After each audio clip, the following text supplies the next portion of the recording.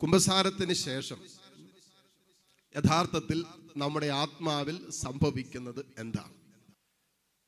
ഒരു കുമ്പസാരത്തിൽ നമ്മുടെ ശരീരത്തിലും മനസ്സിലും ആത്മാവിലും ഒരുപോലെ സൗഖ്യം കിട്ടുന്ന ഒരു കൂദാശയാണ് കുമ്പസാരം എന്ന് പറയുന്ന കൂദാശ. ഈ 3 തലങ്ങളിലും ഒരുപോലെ സൗഖ്യം കിട്ടും കുമ്പസാരത്തിൽ. അതുകൊണ്ടാണ് കുമ്പസാരിച്ചതിന് ശേഷം മാത്രമേ പരിശുദ്ധ കുർബാന സ്വീകരിക്കാവൂ എന്ന് പറയുന്നത്. ആ സൗഖ്യം വിശുദ്ധ കുർബാനയിൽ പൂർണ്ണമാക്കപ്പെടുന്നത്. എല്ലാം വിശുദ്ധ കുർബാനയിലാണ് പൂർണ്ണമാക്കപ്പെടുന്നത്, അവന്റെ ബലിയിലാണ് പൂർണ്ണമാക്കപ്പെടുന്നത്. അപ്പോ ഈ കുമ്പസാരത്തിൽ നമ്മുടെ ശരീരത്തിന്റെ ചില രോഗങ്ങൾക്ക് സൗഖ്യം കിട്ടും, മനസ്സിന് സൗഖ്യം കിട്ടുന്നുണ്ട്. ക്ഷമിക്കാനും പൊറുക്കാനും ഒക്കെ നമ്മൾ തയ്യാറാകുമ്പോൾ മനസ്സിന് സൗഖ്യം കിട്ടുന്നുണ്ട്. കുറ്റബോധത്തിൽ നിന്നും, വഞ്ചിക്കപ്പെട്ടതിന്റെ ഓർമ്മകളിൽ നിന്നും, തിരസ്കരണ അനുഭവങ്ങളിൽ നിന്നും ഒക്കെ നമ്മൾ കർത്താവിന് മുമ്പിൽ ഏറ്റുപറഞ്ഞ് സൗഖ്യമെടുക്കുമ്പോൾ മനസ്സിന് സൗഖ്യം കിട്ടുന്നുണ്ട്. അതോടൊപ്പം തന്നെ ആത്മാവിന്, പാപം മൂലം ആത്മാവിൽ വന്ന സകല രോഗങ്ങൾക്കും കുമ്പസാരത്തിൽ നമുക്ക് സൗഖ്യം കിട്ടുന്നുണ്ട്, ഒരു വീണ്ടെടുപ്പ് കിട്ടുന്നുണ്ട്, ഒരു വിശുദ്ധീകരണം നടക്കുന്നുണ്ട്. ഇനി ഒരു കുമ്പസാരം കഴിയുമ്പോൾ യഥാർത്ഥത്തിൽ ഒരാത്മാവിന് കിട്ടുന്ന ഏറ്റവും വലിയ നന്മ എന്താണെന്ന് ചോദിച്ചാൽ, ആ ആത്മാവ് നിത്യശിക്ഷയിൽ നിന്നും രക്ഷിക്കപ്പെടുന്നു. ഹല്ലേലൂയ. ഒരാത്മാവ്, അതായത് ഞാൻ പാപത്തിൽ മരിച്ചാൽ, അതും മാരക പാപത്തിൽ മരിച്ചാൽ, മാരക പാപം എന്ന് പറഞ്ഞാൽ പൂർണ്ണ അറിവോടും പൂർണ്ണ സമ്മതത്തോടും കൂടെ ഏറ്റവും ഗൗരവമേറിയ, അതായത് ദൈവകൽപ്പനകളുടെ ഏതെങ്കിലും ഒരു ലംഘനം, അത് മാരക പാപമാണ്. അപ്പൊ അങ്ങനെ ഒരു പാപത്തിൽ തുടർന്ന് ആ പാപത്തിൽ ഒരാത്മാവ് മരിച്ചാൽ അത് നിത്യനാശത്തിലേക്ക് പോകും. എന്ന് പറഞ്ഞാൽ നമ്മൾ പറയുന്ന പോലെ നരകത്തിന് അർഹയായി തീരും. നരകം എന്ന് പറഞ്ഞാൽ നിത്യമായി ദൈവസ്നേഹത്തിൽ നിന്നും അകന്നു പോകുന്ന അവസ്ഥ, ഒരിക്കലും ആ സ്നേഹത്തിലേക്ക് തിരിച്ചു വരാത്ത രീതിയിൽ അകന്നു പോകുന്ന ഒരവസ്ഥയാണ് നരകമെന്ന് വിളിക്കുന്നത്. ഹല്ലേലൂയ. അപ്പൊ പാപത്തിന്റെ ഏറ്റവും കഠിനമായ പരിണത ഫലം എന്ന് പറയുന്നത് ദൈവസ്നേഹത്തിൽ നിന്ന്, സ്നേഹം തന്നെയായ, നിത്യസ്നേഹം തന്നെയായ, കരുണ തന്നെയായ ദൈവത്തിൽ നിന്നും ഒരാത്മാവ് സ്വന്തം തീരുമാനം കൊണ്ടും ബോധപൂർവ തീരുമാനം കൊണ്ട് കുമ്പസാരിക്കാതെ, പാപം ഏറ്റുപറയാതെ, അനുദപിക്കാതെ ആ പാപത്തിൽ തുടരുമ്പോൾ അവൻ നിത്യനാശത്തിന് അർഹനാകുന്നു. എന്ന് പറഞ്ഞാൽ എന്നേക്കുമായി ഈ ദൈവൈക്യത്തിൽ നിന്നും ആ ആത്മാവ് വിച്ഛേദിക്കപ്പെടുന്നു, നരകമെന്ന് വിളിക്കപ്പെടുന്ന ആ നിത്യനാശത്തിലേക്ക് കടന്നു പോകുന്നു. അപ്പൊ കുമ്പസാരം എന്ന കൂദാശയിലൂടെ സംഭവിക്കുന്നതിനാ ഈ നിത്യനാശത്തിന്റെ കെട്ട് കുമ്പസാരം എന്ന കൂദാശയിലൂടെ അഴിയുകയാണ്. എന്ന് പറഞ്ഞാൽ നമ്മൾ ഇപ്പോൾ മരിച്ചാൽ ഒരിക്കലും നരകത്തിൽ പോകില്ല. ഹല്ലേലൂയ. കുമ്പസാരിച്ചു കഴിഞ്ഞ് ആത്മാവിന്റെ മേലുള്ള നിത്യശിക്ഷ, എന്നേക്കുമായി മാരകപാപം ചെയ്ത് അകന്നു കടന്ന ആ നിത്യശിക്ഷയിലായിരുന്ന ഒരു ആത്മാവ് ഇപ്പോ ആ സ്നേഹത്തിലേക്ക് തന്നെ പുനരൈക്യത്തിലേക്ക് എടുത്തു, ആ സ്നേഹത്തിലേക്ക് വന്നു. ഇനി ഒരിക്കലും ആ ആത്മാവ് നിത്യനാശത്തിന് അർഹയല്ല. ഹല്ലേലൂയ. ഇതാണ് ഒരു ആത്മാവിന് കിട്ടുന്ന ഏറ്റവും വലിയ സന്തോഷം, ഏറ്റവും വലിയ ആനന്ദം എന്ന് പറയുന്നത്. കുമ്പസാരം കഴിഞ്ഞാൽ ആ ആത്മാവ് നിത്യശിക്ഷയ്ക്ക് പിന്നെ ഒരിക്കലും അധീനയാകുന്നില്ല. ഹല്ലേലൂയ. സന്തോഷത്തോടെ വല്ലതും എടുത്ത് പറഞ്ഞേ ഹല്ലേലൂയ, ഹല്ലേലൂയ, ഹല്ലേലൂയ. നമ്മളെല്ലാവരും തന്നെ ഇപ്പൊ സ്വർഗത്തിന്റെ മക്കളാണ്. മാലാഖമാര്, വിശുദ്ധരെയൊക്കെ പോലെയാണ് ഇപ്പൊ നമ്മൾ ഇരിക്കുന്നത് ഇവിടെ. നമ്മളെല്ലാവരും തന്നെ സ്വർഗത്തിന്റെ മക്കളാണ്, സ്വർഗത്തിന്റെ അവകാശികളാണ്. നമ്മൾ മരിച്ചാൽ ഉറപ്പായിട്ട് നമ്മൾ സ്വർഗത്തിൽ പോകും, ഒരു സംശയമില്ല. പക്ഷെ ഒരു പ്രശ്നമുണ്ട്, ചെറിയൊരു പ്രശ്നമുണ്ട്. നമ്മൾ മാരകപാപമൊന്നും ചെയ്തിട്ടില്ല, എന്നാൽ വലിയ പാപത്തിൻ്റെതായ ചെറിയ ലഘുപാപത്തിൻ്റെതായ ഏതെങ്കിലുമൊക്കെ സ്വാധീനങ്ങൾ നമ്മുടെ ജീവിതത്തിൽ, നമ്മുടെ ആത്മാവിൽ നിലനിൽക്കുന്നിടത്തോളം കാലം ചെറിയ പാപങ്ങൾക്ക് നമ്മൾ ചെറിയ ശിക്ഷ കൊടുക്കുന്നതെന്ന് പറയാം. പിള്ളേരൊക്കെ ചെറിയ തെറ്റ് ചെയ്താൽ ചെറിയ ശിക്ഷ കൊടുക്കുന്ന പോലെ ചെറിയ പാപങ്ങൾ, ലഘുപാപങ്ങളുടെ പരിണത ഫലം എന്ന് പറയുന്നത് അതിന് ടെമ്പറൽ പണിഷ്മെന്റ് എന്ന് പറയും. അതായത് കാലിക ശിക്ഷ, താൽക്കാലികമായ ശിക്ഷ. മാരകപാപത്തിന് കിട്ടുന്നത് നിത്യശിക്ഷയാണ്, അതായത് എന്നേക്കുമായിട്ട് ആത്മാവ് വേർപെട്ടു. പക്ഷെ കാലികമായ ശിക്ഷ എന്ന് പറയുന്നത് ഒരു താൽക്കാലികമായ ശിക്ഷയാണ്. ലഘുപാപങ്ങളുള്ളൂ, ആത്മാവിൽ മാരകപാപങ്ങളൊന്നുമില്ല, ദൈവകൽപ്പനകളൊന്നും അറിഞ്ഞുകൊണ്ട് ലംഘിച്ചിട്ടില്ല, എന്നാലും ചെറിയ ചെറിയ പാപങ്ങളൊക്കെ നമ്മുടെ ആത്മാവിലുണ്ട്. ആത്മാവ് വിശുദ്ധീകരിക്കപ്പെടേണ്ടതുണ്ട്. ഹല്ലേലൂയ. സ്വരമെടുത്ത് പറഞ്ഞ ഹല്ലേലൂയ, ഹല്ലേലൂയ. പക്ഷെ നമുക്ക് ഒരു കാര്യം ഗ്യാരണ്ടിയാണ്, മാരക പാപത്തിലല്ല ഒരാത്മാവ് മരിക്കുന്നതെങ്കിൽ നിത്യമായും സ്വർഗരാജ്യത്തിന്റെ അവകാശിയാണ്. അതെന്ന് എപ്പോഴെന്നുള്ളത് ആത്മാവിന്റെ ടോട്ടൽ പ്യൂരിഫിക്കേഷൻ, പൂർണ്ണമായ ആത്മാവിന്റെ ശുദ്ധീകരണത്തിന് ശേഷമേ പൂർണ്ണ വിശുദ്ധിയുള്ള പൂർണ്ണമായും പരിശുദ്ധനായിരിക്കുന്ന ദൈവത്തെ മുഖാഭിമുഖം ദർശിക്കാൻ സാധിക്കുകയുള്ളൂ.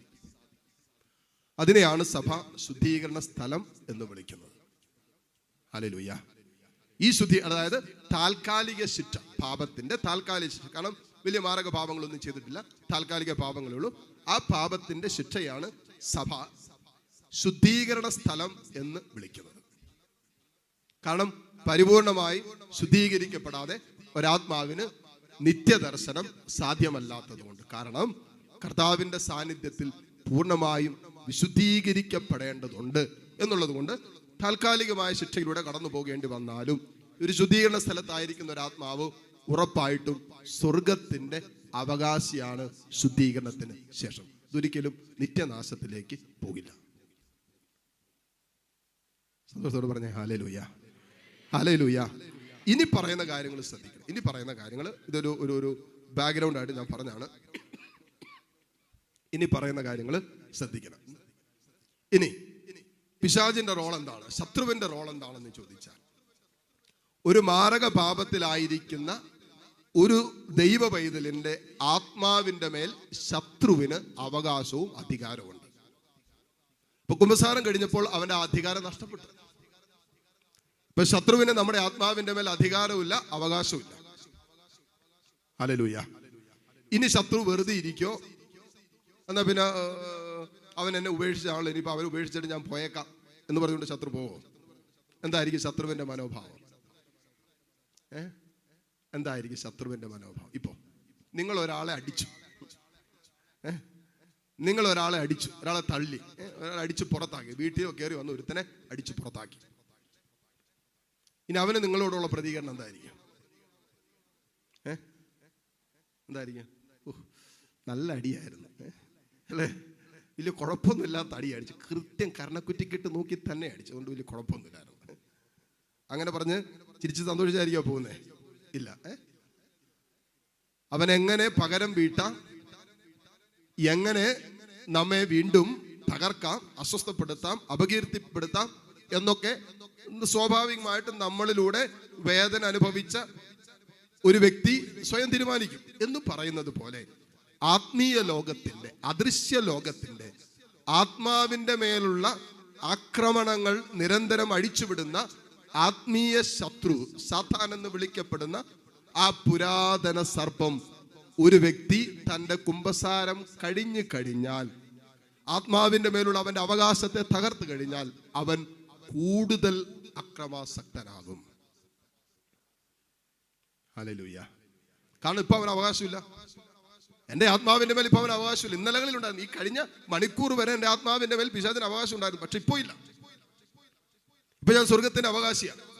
പിശാചിന് ഏക ലക്ഷ്യമുള്ളൂ, സ്വർഗത്തിന്റെ അവകാശിയായി ജീവിക്കുന്ന ഒരു ദൈവ പൈതലിന്റെ ആത്മാവിനെ എങ്ങനെയെങ്കിലും നിത്യനരകത്തിന്റെ, നിത്യനാശത്തിന്റെ അവസ്ഥയിലേക്ക് എത്തിക്കണം. അതിന് അവൻ ഒരു വ്യക്തി കുമ്പസാരിച്ച് കഴിയുമ്പോൾ വിചാരിക്കരുത് ജീവിതം എളുപ്പമാണെന്ന്, ഇനി കുഴപ്പമൊന്നും ഉണ്ടാകില്ലെന്ന്. കൂടുതൽ അക്രമാസക്തനാകുമെന്നാണ് 1851 ഖണ്ഡികയിൽ കത്തോലിക്ക സഭയുടെ മതബോധന ഗ്രന്ഥത്തിൽ എഴുതി വെച്ചിരിക്കുന്നത്. വിശുദ്ധ ഗ്രന്ഥത്തിന്റെ സന്ദേശമാണ്.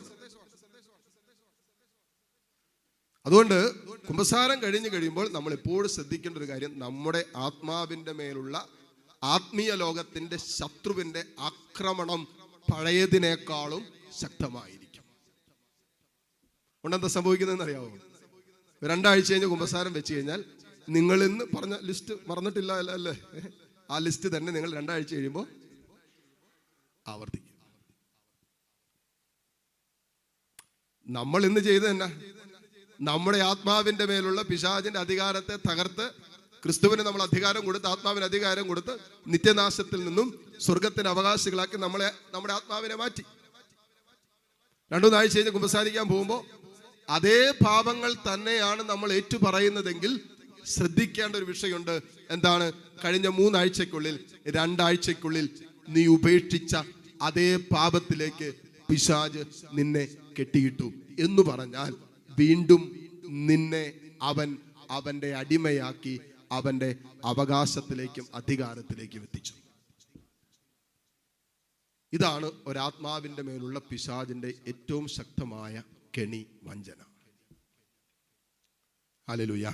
അതുകൊണ്ട് ഇന്ന് കുമ്പസാരിച്ച് ഏറ്റുപറഞ്ഞ പാപങ്ങള് അത് വീണ്ടും ആവർത്തിക്കപ്പെടാതിരിക്കാൻ, ആ പാപത്തിലേക്ക് വീണ്ടും വീണു പോകാതിരിക്കാൻ നമ്മൾ ചെയ്യേണ്ട ഏറ്റവും പ്രധാനപ്പെട്ട ഒരു വിഷയമാണ് നമ്മൾ സാത്താൻ കയറി വരുന്ന, പിശാച് എൻട്രി എടുക്കുന്ന വാതിലുകളെ, ഡോർവേസ് ഓഫ് സൈറ്റൻ എന്നാ പറയുന്നത്. നമ്മൾ ഡെലിവറീസുമായി ബന്ധപ്പെട്ട വിഷയങ്ങളൊക്കെ പഠിക്കുമ്പോൾ നമ്മൾ പറയുന്നത് ഡോർവേസ് ഓഫ് സൈറ്റൻ.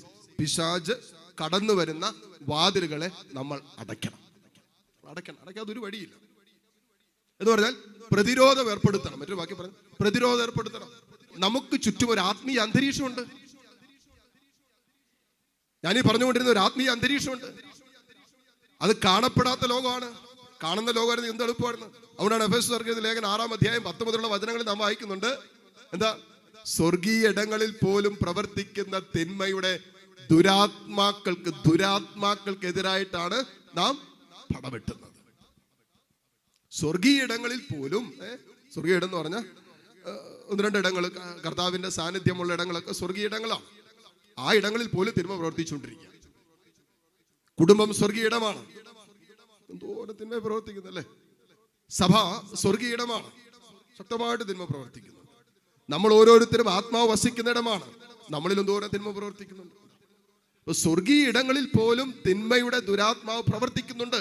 ഇതൊരു ആത്മീയ മനുഷ്യൻ അറിഞ്ഞിരിക്കണം.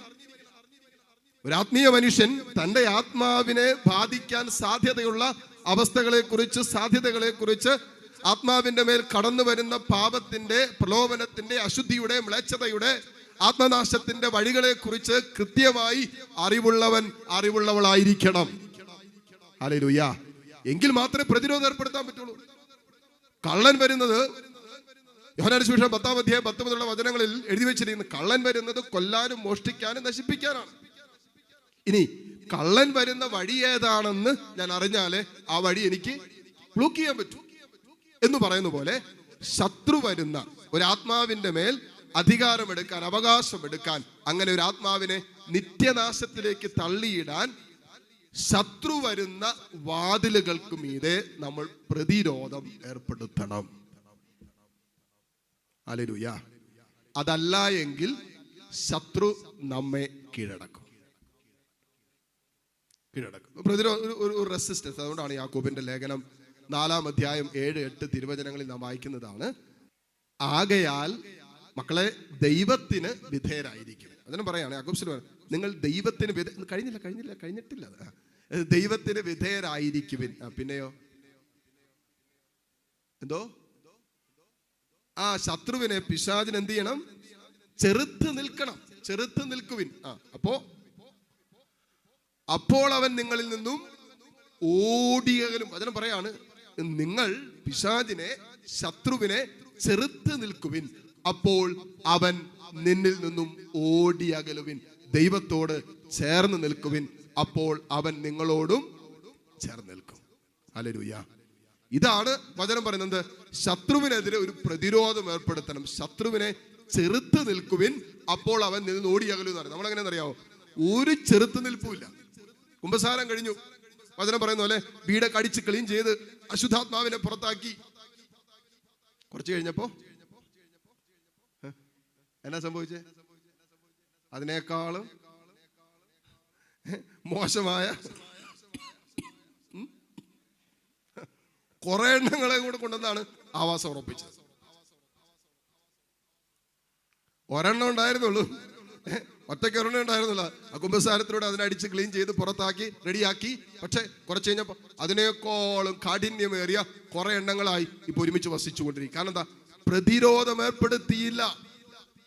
ശത്രു കടന്നു വരുന്ന നമ്മുടെ കുടുംബത്തിലും നമ്മുടെ ജീവിതത്തിലും ശത്രു പ്രവേശിക്കുന്ന വഴികളെ നമ്മൾ അറിഞ്ഞിരിക്കണം. ഹല്ലേലൂയ. അല്ലെങ്കിൽ ശത്രു പ്രവർത്തിക്കുന്നുണ്ടെന്ന് തിരിച്ചറിയാനുള്ള ജ്ഞാനമെങ്കിലും നമുക്കുണ്ടാണെങ്കിൽ നമുക്കതിനെ എങ്ങനെയെങ്കിലും പുറത്താക്കാനും വാതിലുകൾ അടയ്ക്കാനൊക്കെ നമുക്ക് പറ്റുള്ളൂ.